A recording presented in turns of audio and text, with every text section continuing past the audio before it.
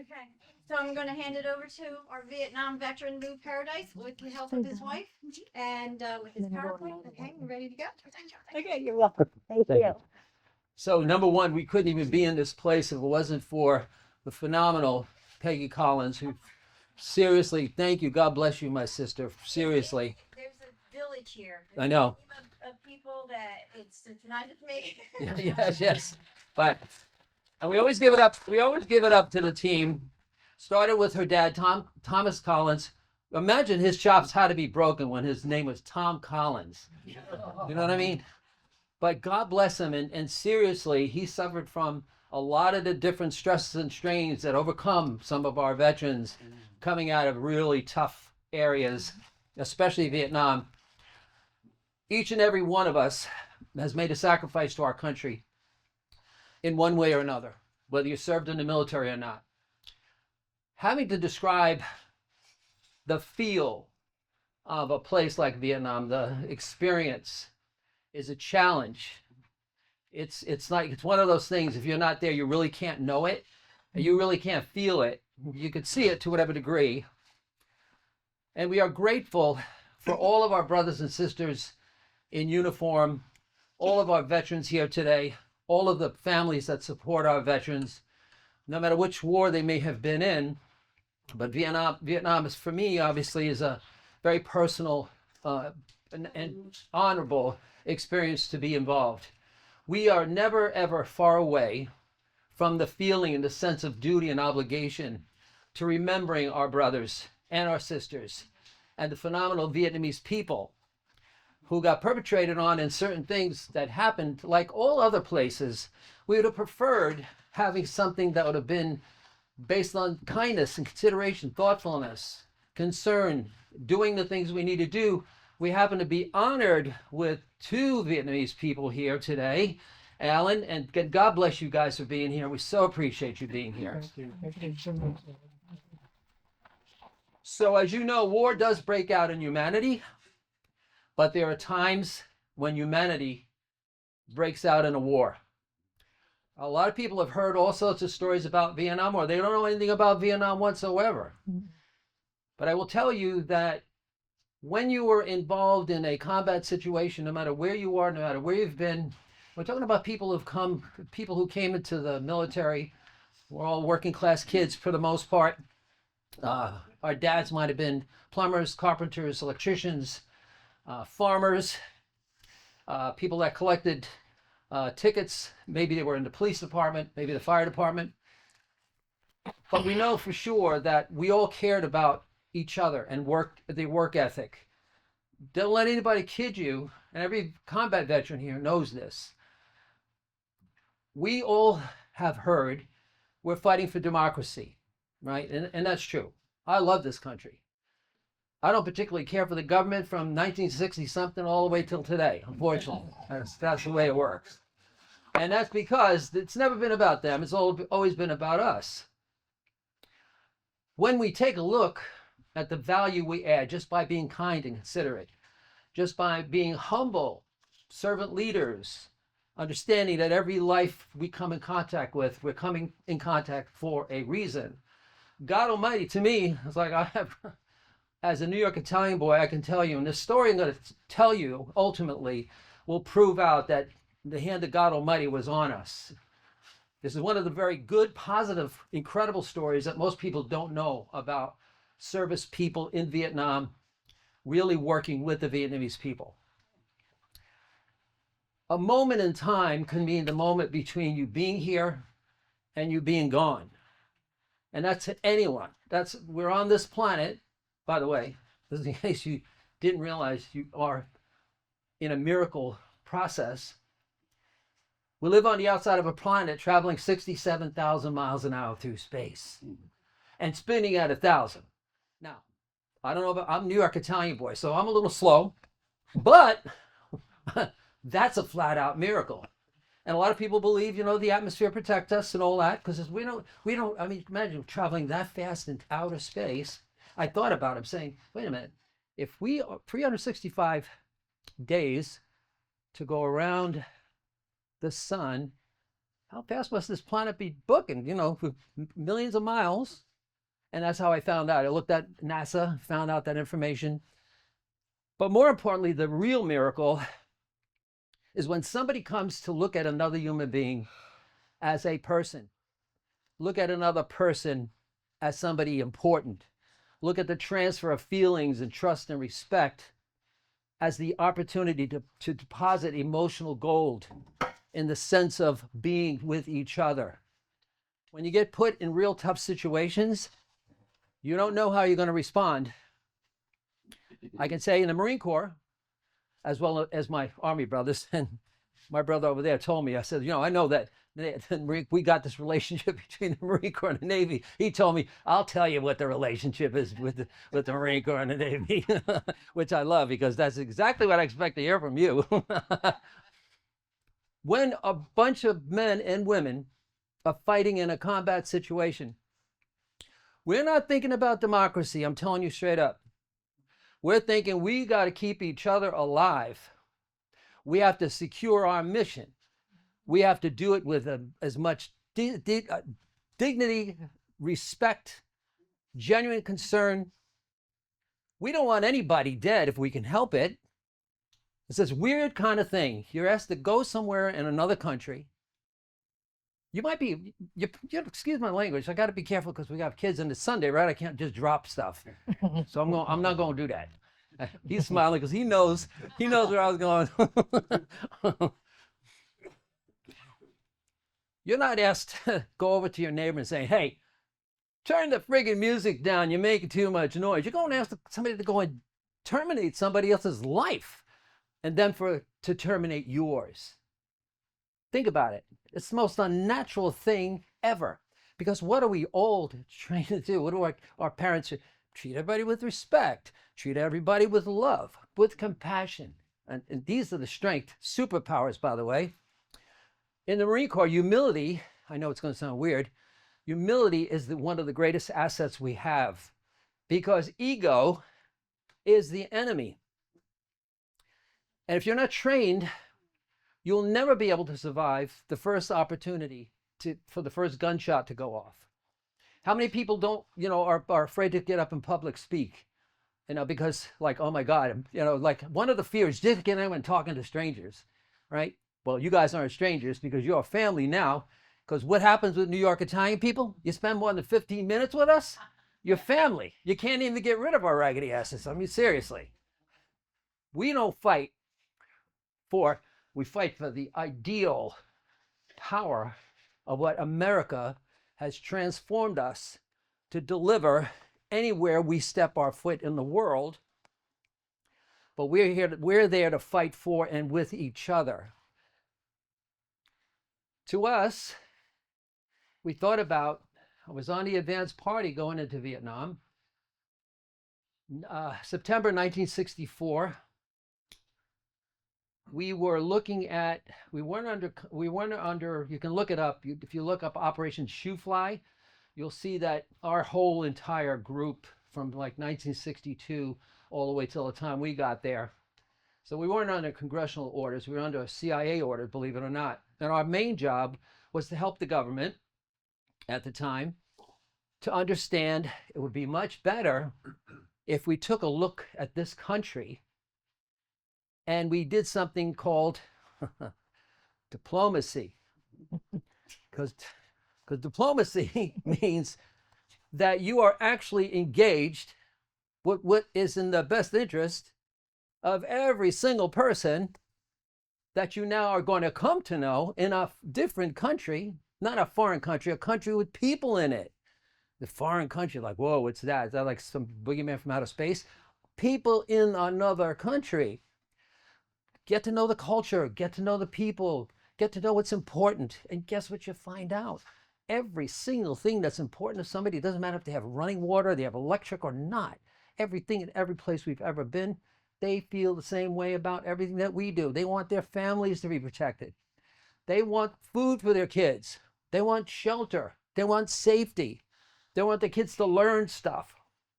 They don't want them to forget their language and culture, because when you do that, then you forget a lot of history that really sets you in motion for anything but maintaining the dignity of being a person. So when we got to Vietnam, we were wondering, how are we going to communicate to these beautiful people? And I say that literally because they transformed us. And I'll tell you why in this story that we're going to tell you. And that I'll be actually starting that story at 4:30. He's just crazy. He's a crazy man. This is what happens when people shoot at you a lot. You have a whole lot of disposition in life. That what took place for the sense of humanity. It's like almost like you pray to God, okay, Lord, how are we going to help these people know that we actually care about them? We're not supposed to be here, ultimately. There's a lot of people poking their nose all over the place instead of going to say, wait a minute, what can we do to help each other? We all want the same thing. We want to be loved, respected, appreciated, right? We all want to have decency. We want to have boundaries. We want to all know somebody cares enough to keep those things in place so that we can live our lives accordingly.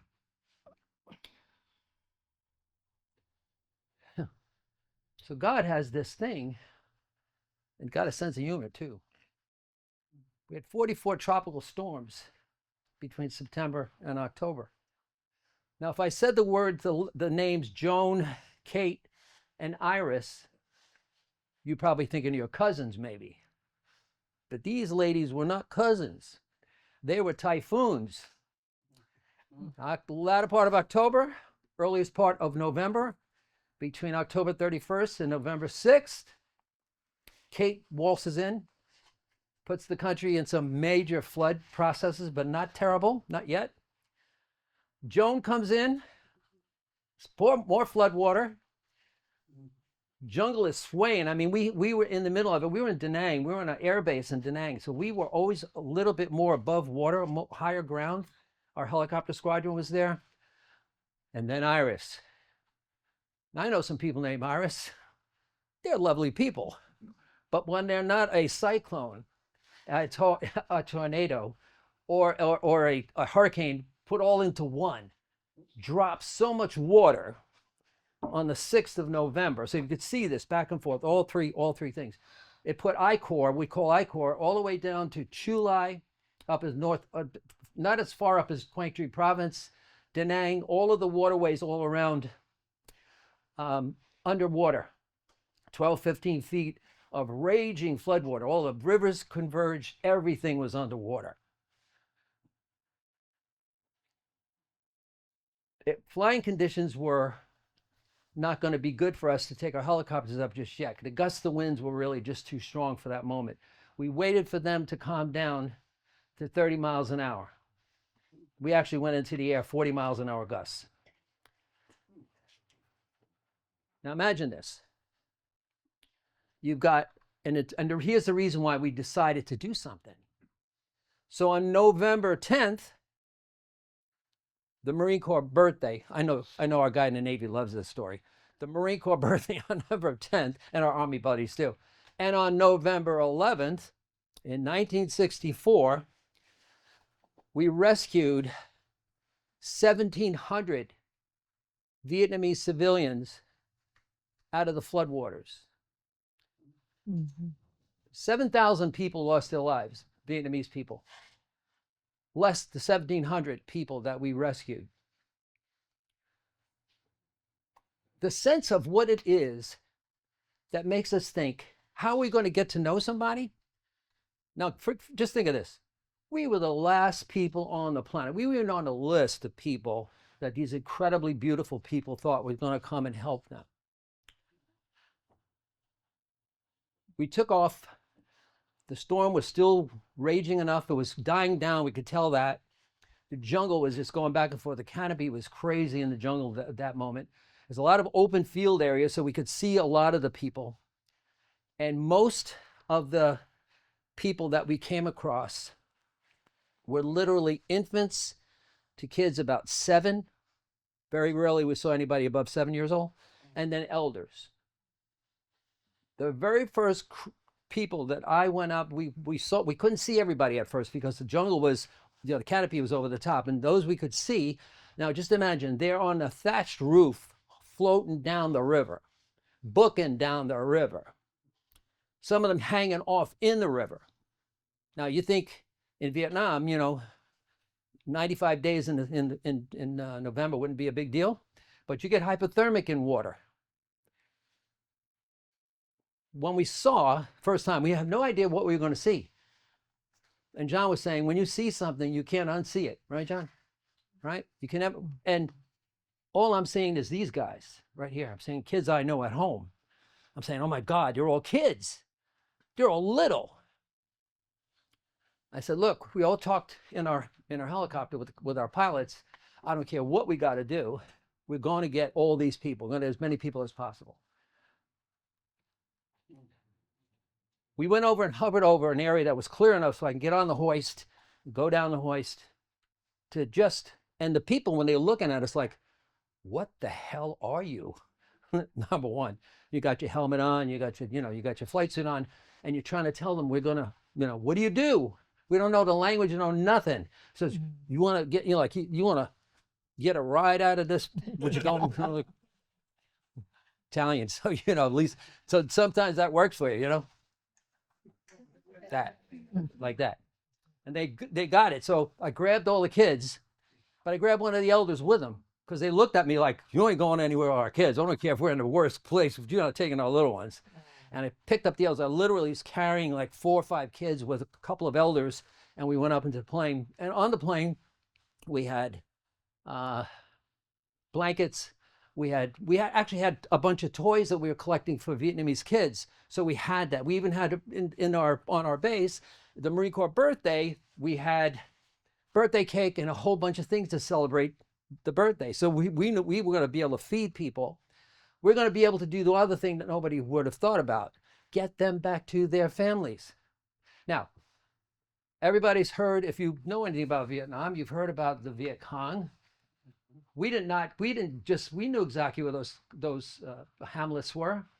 We did not go there and get those people out. Now, I will tell you, again, as an 18-year-old Lance Corporal in the Marine Corps, getting lowered down on a hoist, in the middle of the stuff banging me back and forth, and sometimes you couldn't even see the helicopter because if you had a little bit of jungle.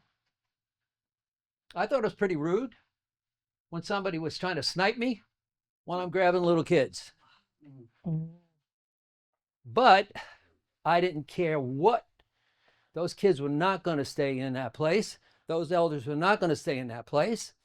And we have some pictures. If you've seen some of the pictures, I mean, this is what it looked like. And look at these beautiful little faces. Look at these kids. These are on the helicopter. We had food. We had plenty of stuff to give them food. When the kids looked at us, they were like, we don't know what in the world we even have. I mean, it's like, what are we even thinking right here? Now, anybody heard that commercial? M&M's melt in your mouth but not in your hand. Not in the jungle. Lord. We had Tootsie Rolls. We had other stuff.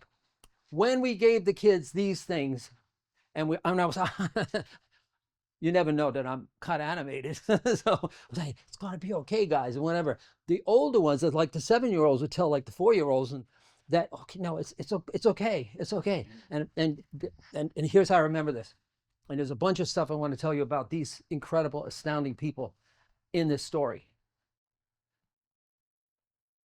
There's one little girl. Was in the crew chief seat. I had everybody in. We tucked them all in. All the kids were like, this is going to be okay. I mean, when you give a little kid, I don't care where you are, give a little kid a toy, give them something to eat, warm them up. Guess what? Kid feels good, and have their elders, have their people. 2 things before that. One of the elders, the very first one I grabbed, a man. I'll never forget this as long as I live. He realized we were getting them out of harm's way. This is all our crew now, not just me, but this is our experience all together. I had our whole entire squadron, all of our guys and every one of our ships, every one of them was making this progress, every one of our people. I looked at him, and he looked at me, and he began to cry. It's like, man, if that doesn't tell you, so Lord, so that's how you want us to show people how much we care about them? You sent 3 friggin' storms our way, like, what's up? But it was the most precious moment. You could see somebody soul to soul, because at that moment, here's what we saw in his eyes. It wasn't just a man crying because he was glad to be relieved that moment. This is somebody who's resolved a few minutes before we showed up that him and all the people, they could have been his kids, they could have been his grandchildren, were all going to die. And now they weren't. I tell you that the hand of God Almighty, the wind is buffeting us. I'm on the horse. I mean, I look like a tea bag on the end of the friggin' cable. I mean, because going back and forth. I'm trying to stabilize it. You can't talk to your. It's not like today where you have wireless, where you could talk to each other. Once you disconnect your helmet, that's the end of that deal. But this little girl, I could see her like it was yesterday. She was right there. She was crying her eyes out. And I'm trying to calm her down. Her friends are trying to calm her down. And she's not having it. You know, she's like, typical of kids. She's probably too. Typical of kids when they don't want you to bother them, they give you the, doesn't matter where you're from, saying, this is cool. This kid is from New York. She's not even from here. Because she'd give me the elbow, it's like, no. And then she allowed me to lean over just enough to whisper in her ear. I didn't say anything she really understood. But when I backed up and I handed her this bigger toy I had, and I gave it to her, and she looked.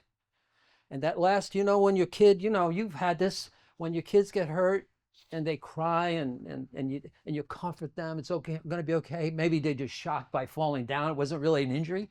And how they know it's gonna be okay, right? That last little tear in the corner of a little baby's eye, right? And then she gave me the smirk. There wasn't no whole smile. She wasn't going to give up a smile. It's a little tiny smirk. We did that for 2 days, actually 3.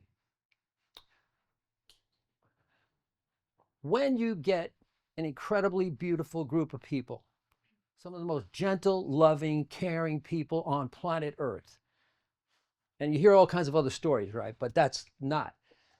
And you get them all in one space. We had Buddhist monks. We had a relationship with them. We had Catholic missionaries. We wanted them to be reunited with their families. We didn't want anything less to happen.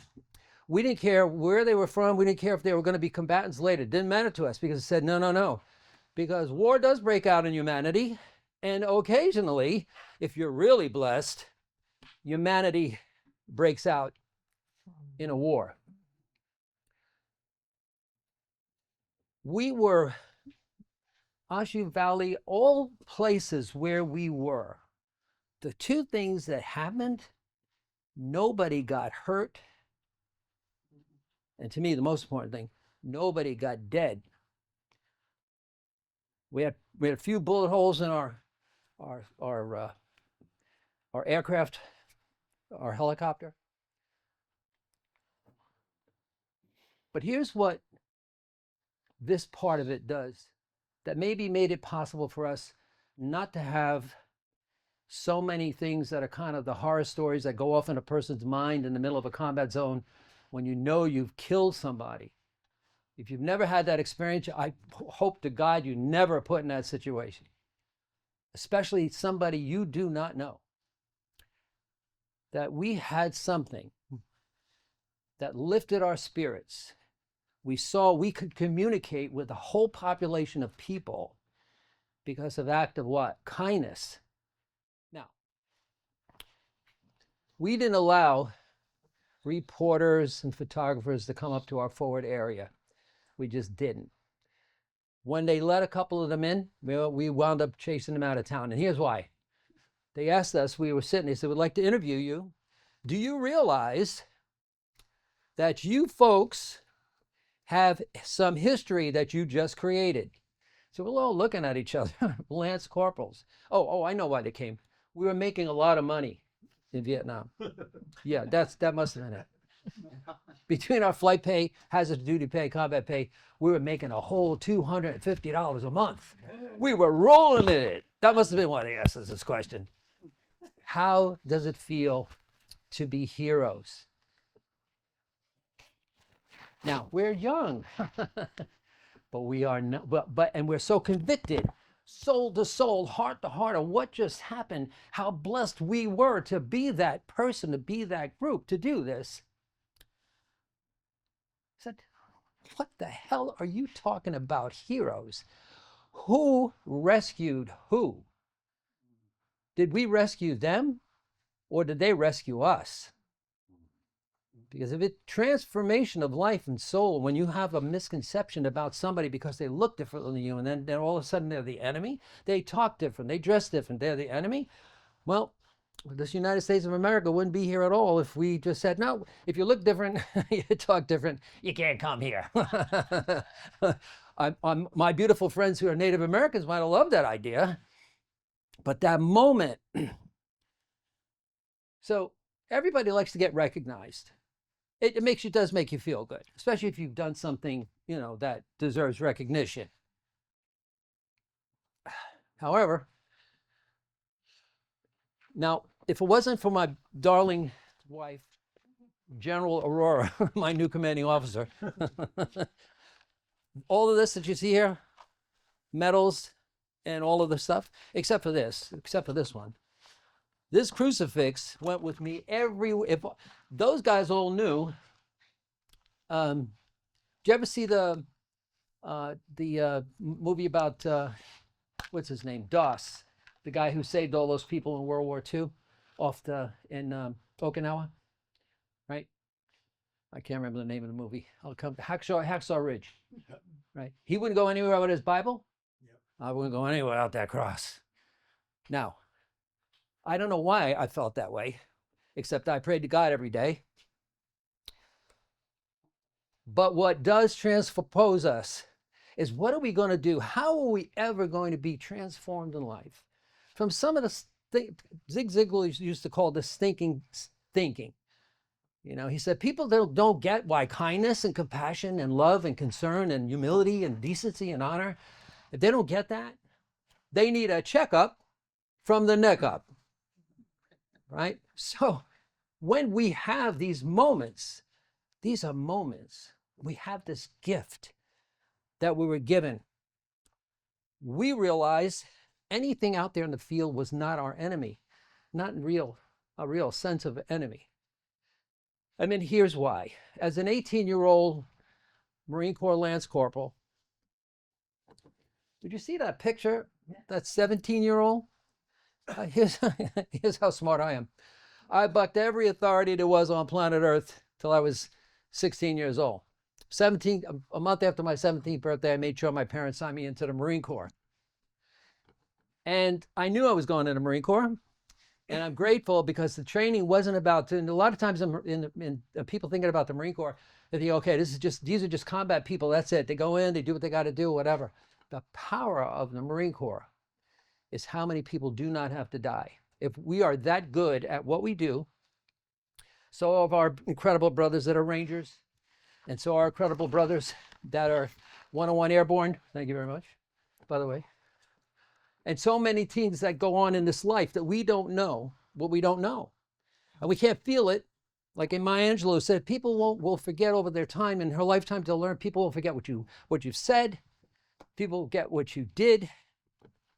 As a New York Italian boy in some of our neighborhoods, I'm very happy that the people at the time forgot what I said and did. They will never, never forget how you made them feel. Right? So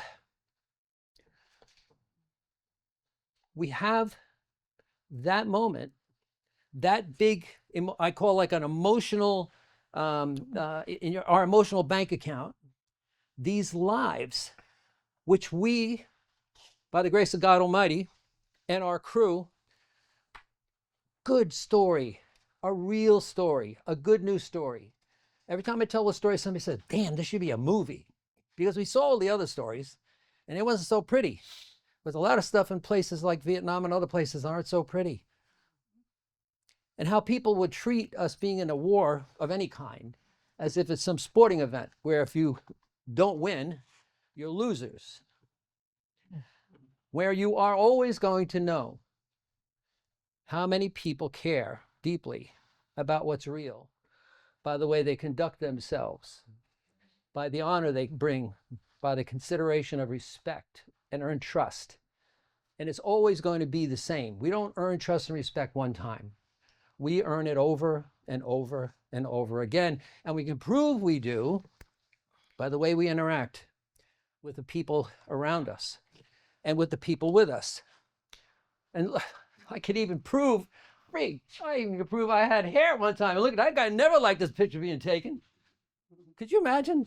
That was actually, and Dennis Cooper and Jeff Rivero. Jeff Rivero was from Oahu, native Hawaiian. And you can see there's no beer in front of the guy. And look, I was being in the Marine Corps, and you don't drink beer. I was the youngest guy in the squadron. I was responsible for getting all these Marines back to the barracks. I also was pretty good at boxing. When they left me in charge a couple times, I would give them what we call Dr. Novocaine, which is just boom, one in the liver, one in the jaw. Everybody just pops. But they're back on the base at time. I mean, after all said and done. It's a pain in the butt to hang around with a bunch of drunken Marines. I'm going to tell you that right now. But after it's all said and done, we didn't have to be perfect. We didn't have to be saints.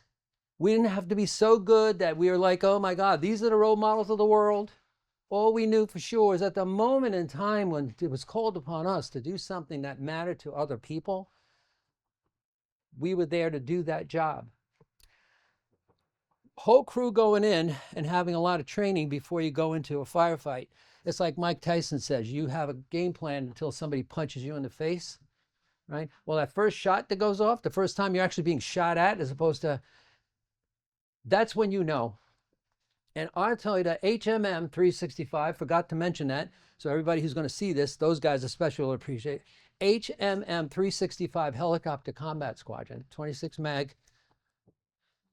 I was blessed and proud to serve, especially from what we got back from the Vietnamese people, because of the nature of how somebody remembered that every life, and I'm not going to some political thing about whose life matters. Goodness gracious, if everyone's life matters, nobody's life matters. I mean, for real.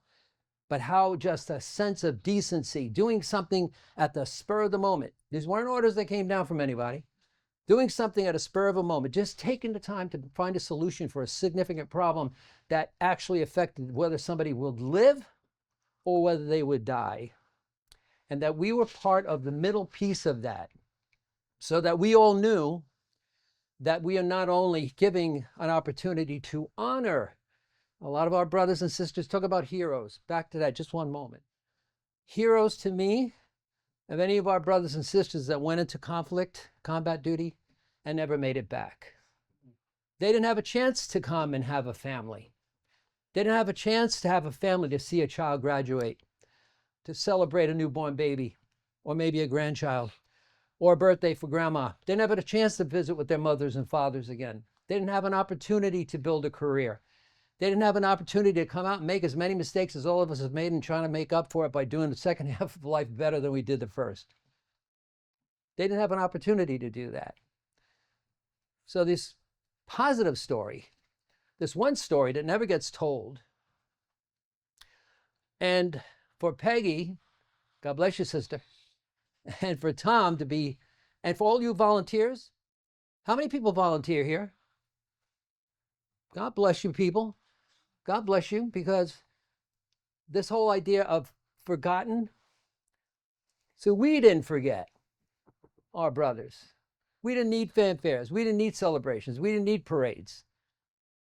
Because what happened with us in a story like this, a true story, is the thank you, the parade, the appreciation come from the doing. Coming just because we did it. That was enough reward. We didn't like getting medals. I personally didn't like getting medals, and we got a bunch of them. Navy Commendation is a big deal with a valor, with a V. It's a big deal. I'm not going to put it, and thank you very much, bro. I'm playing a dangerous game here because you got a cane, I got nothing going on. And so all I would like to say to all of you is God bless you for taking the time to remember all of the neighbors, all of your friends. Take the time to, if you know a veteran, thank them. A lot of people are suffering. We're doing outreach programs for people, for veterans, and there's combat veterans as well as firemen and police that go through severe PTSD and their families. It's not so the veteran isn't the only one affected. So anytime you could spend time with a veteran, because all I know for sure is with all respect to publishers and book writers and all those people, actors, actresses, all the people that we like to watch and have them make a lot of money. Football games, well, actually, according to my friends in England, we don't have football. They got football. That whole FIFA thing. Like, what the frig are you call? What the heck is FIFA? Thank you very much. Or that. So we spend the time thanking people, remembering that. Just remember, most of the people coming out of Vietnam, and any guys here, all the people here, most of us won't talk about what happened. Most people in World War II won't talk about what happened. This morning, General Aurora showed me a clip today of a 104-year-old Staff Sergeant Dominic Cretilli, right? Cretilli, playing a tenor saxophone, the national anthem. Wow. Yeah, we should put that one up. Good, 104. People have made sacrifices. The ones who care most about those sacrifices, we just did it. We don't need pats on the back. We don't need any thank yous, honestly. But we do like being respected. We do like people taking time to recognize all of our brothers and sisters that matter most in terms of our sense of decency and humanity.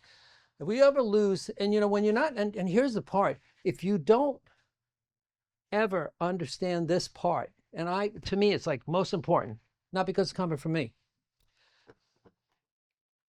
Anytime we forget how important it is to fight for one another, we lose our humanity. And that's the worst place to be. I know for sure by seeing these beautiful faces right here, especially my brother in the middle, because he knows. I know you know. And where's our gorgeous granddaughter? There she is right there. Not my granddaughter, Bill's granddaughter. The future of the world depends on how we come to a point where we stop treating all the stuff going on like it's a freaking sports event. I'm a Democrat, I'm a Republican, whatever. Quite honest, for me, I have no use for any of it. When we know what we have happened to us has happened from the mistakes we've made.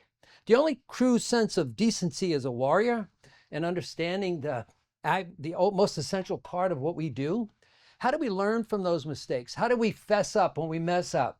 How do we do it in such a way to bring honor back to what it means to say pledge allegiance to the flag or hear the national anthem? So if you are visiting with your family, hug your kids a little bit more. Kiss your grandkids a little bit more. That's not a hard thing to do either. And just know that if it wasn't for all of you in the world at the same time, some of you weren't here at the time when I was there, if it wasn't for all of you doing what you do and carrying on in a sense of love and decency and honor and respect, family, people. So in the Marine Corps, it's God first.